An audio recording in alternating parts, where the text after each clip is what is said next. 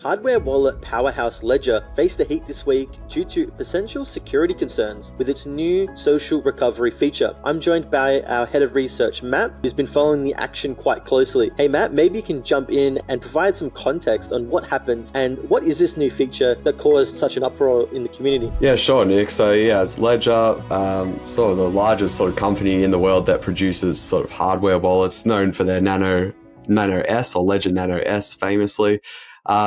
They announced a new product this week, or a new service called Ledger Recover. It's essentially, just think of it as everyone who has a hardware wallet would know that you need to make a seed phrase. They're typically sort of 24 words that all these hardware wallet manufacturers get you to sort of write down on a piece of paper when you do set it up. That has still, after all these years, been a big problem for crypto, for getting people comfortable with the asset class. And people still aren't comfortable with sort of custodying their own assets. So Ledger built this solution called Ledger Recover, which more or less, to really simplify it, is a backup of that phrase. So in the case where you lost your phrase or something, you can go to Ledger and Ledger Recover, assuming, and then you can go and be like, hey, I've lost this. Can you help me, sort of reset up my wallet where you retain access to all your assets? Ledger, the company, said that this was the most requested feature that they've ever had in terms of just social recovery. But again, it created a lot of uproar earlier this week because of, mainly came down to poor communications and I think a misunderstanding of how wallets worked. The uproar was really instigated by people thinking that Ledger, the company, was able to access every single person's seed phrases. So those phrases that are stored, in your device itself, to, more or less simplifying it. People had the wrong assumption that Ledger could access all of that whenever it wanted to. And because of the way the Ledger Recover works, which involves taking that phrase and basically giving it off to 3 different entities in sort of encrypted format, people was thinking all of a sudden, oh, wow, like you never told us that you could do this. You always said that it was part of the device. And that honestly lit a match, and just there was a firestorm going on in the community for what is honestly a company that is responsible for, the solution where people are probably people in total, Ledger owners are probably, they would have to be storing billions of dollars like in aggregate. So it was, a sight to see earlier this week. Yeah, so at a high level, then it's pretty much so if you're people who wanted that extra security, they could then create a sort of a backup of a backup, and then that would get distributed via encryption to 3 of these different custodians. I think where a lot of the confusion also arose was Ledger is actually closed source with its device and its firmware and a lot of its technology, whereas its competitor Trezor, which is one of the other leading hardware wallet manufacturers, is actually open source. So I think this is where a lot of the confusion arises because of this idea. Then if we sort of have to trust Ledger that they're being honest, and they're also being honest in the way that I guess the way that their keys are stored and also the security that they have. Because whenever something closed source doesn't have as much rigors of testing as something that is open source. So maybe then at a high level, is people's funds safe with a Ledger device? Or because I know if you opt into this recovery feature, it increases the chances of, attack vectors. Yeah, sure, Nick. I think a big point of confusion again. So this Ledger Recover service, which, as you said, is optional. It's an opt-in thing that will cost the equivalent of US dollars $9.99, the $9.99 per month. Is you have to upgrade your firmware. So if you've got a Ledger Nano X, which is the one they're starting with, you'll have to update that, which you have to approve that update, as with any update with Ledger. And then once that update happens, you will then be able to basically have that product or service available to you.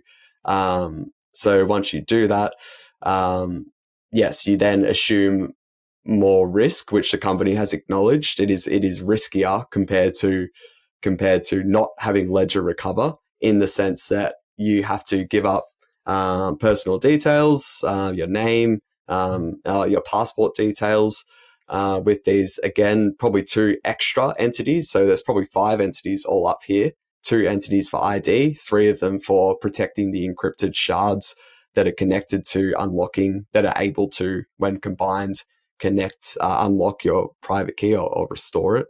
So there's 5 entities here. So you are assuming that is, technically speaking, an extra attack vector where, malicious actors could come in and really target the communication channels between those entities, or they could target the databases of these entities. And again, that's something that Ledger did acknowledge that, and they said it's really up to your personal preference if you're happy taking on that extra risk versus the pros or the benefits of it, which is, probably more of a convenience thing, and it's something to back up and be there as a fire, basically a backup in case you do happen to lose your phrases, which a lot of people unfortunately have done in the past. Yeah, and just to add on there too, the way that I look at it is you have to question why want that backup and the trade-offs that you're taking if you are pursuing to use that new feature. So, for example, if you're somebody who values your privacy and you want to be the only one in control of your cryptocurrency, then maybe social recovery isn't for you, because technically, if you're a government or some other agency could compel Ledger and these custodians to hand over those shards and recover your cryptocurrency. There's also just other attack vectors, such as social engineering is such a big challenge in the space, and the biggest threat there is some sort of malicious party tricking Ledger into handing over your the shards and maybe tricking or making up that KYC. So there's a lot of trade-offs there. So you really have to understand if it's for you. But anyways, Matt, maybe we can get into, I guess, that miscommunication, because I'm still seeing it at the moment in the space with people that have been in crypto for years. A lot of people who are pretty notable still confused about what Ledger's putting out here. So I still think maybe it's worth waiting and seeing what else Ledger can come. But because I know people have talked about possible conflicts in what they're saying, especially Ledger support on Twitter, compared to what they've maintained about exactly how malicious code could potentially extract your private keys, for example. Yeah, spot on, Nick. It's really been a pretty poor week for Ledger, the company, in terms of communications, and it's kind of even continued after this, unfortunately, with the Ledger support Twitter account, maybe saying something that is true, but I think in doing so, it's sort of gone in conflict against previous statements from Ledger back in even last year, or even as early as, just 5 or 6 months ago. So in my post for members, where I did sort of break down why it wasn't such an extreme emergency where Ledger holders had to, withdraw their cryptocurrencies ASAP, which unfortunately some people on Twitter were encouraging others to do. However, it is still a worry when you've got this conflicting information here. As you did say, Ledger coming out here and saying today that technically this whole time, like, Ledger is 9 years old. I think they were founded in 2014, and all of that time they've been saying the company has not been able to access the private keys that are stored in a secure element inside the physical device itself. And now all of a sudden they're saying that, hey, this whole time we actually have been able to extract, those private keys. It's just that they are heavily incentivized not to. But then on top of that, they're saying, why are they heavily incentivized not to? Because essentially it would just destroy their business model, and it would probably actually result in criminal or civil charges, presumably being laid against the company if it was found to be sort of, hacking these. But they do have layers of internal governance. But again, the weakness with governance is it's ultimately reliant on humans. But then they do mention here that, again, as I mentioned at the top of this, for every firmware upgrade, so the fear here is that a malicious firmware could be deployed by Ledger, the company, and you go ahead and install that, and then it maybe takes your cryptocurrency or something like that. What Ledger is saying here that, hey, even if this did happen, it would still require users to physically hit their PIN to approve the upgrade, which, I still think some people would fall victim to it. But maybe if word got out that it was a malicious code, then I think most people would be safe. But yeah, to your point, Nick, it is a big worry, given this whole week has been pretty concerning, given Ledger is like the leader in cryptocurrency hardware wallets. And, their latest raise was in March, was valued at 1.3 or $1.4 billion US. And they're fumbling it pretty hard here. And the likes of Trezor, as you said, or other ones are really benefiting in this pretty disastrous week. Mm. Yeah, so I'm sort of, the way that the takeaway I'm getting from this is sort of the communication was pretty poor. Really question whether this social recovery feature is for you if you decide to do it.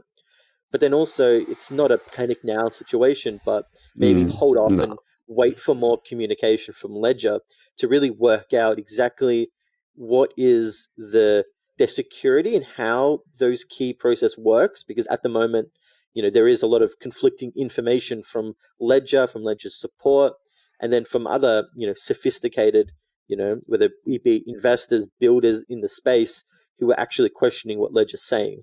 So I think it's a wait and see, and maybe some final advice here is also I wonder if we're going to see a rise in Safe, which is a multi-sig wallet on Ethereum.